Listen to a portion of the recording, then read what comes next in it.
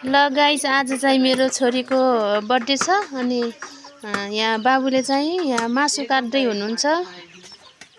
यहाँ प्याज टमाटर काटेर पनि रेडी छ। अब मेरो छोरीको बर्थडे छ। मेरो छोरीको बर्थडेको लागि यहाँ चाहिँ मासु बन्दैछ।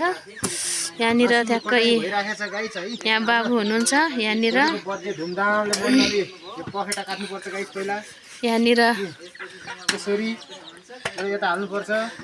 यहाँ चाहिँ बहिनी चाहिँ उता मोबाइलमा बिजी।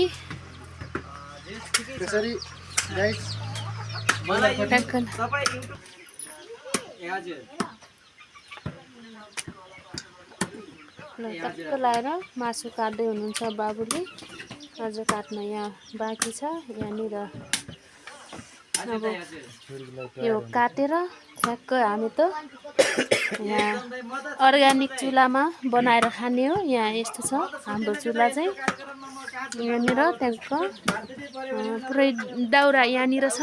हाम्रो गाउँघरतिर त यसरी दाउरा काट्ने चलन पनि छ।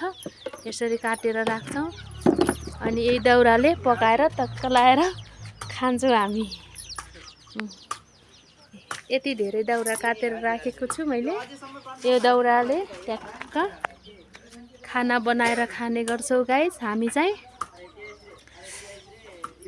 ग्यासमा पकाएको भन्दा पनि धेरै टेस्टी हुन्छ के दाउरामा पकाएको। अनि त्यसैले हामीले अनि आगो जाडोको मौसममा ताप्ने पनि भयो र खाना बनाएर खाने पनि भयो। यहाँनिर यसरी दाउरा काटेर राख्छौँ अनि टक्क अनि यहाँनिर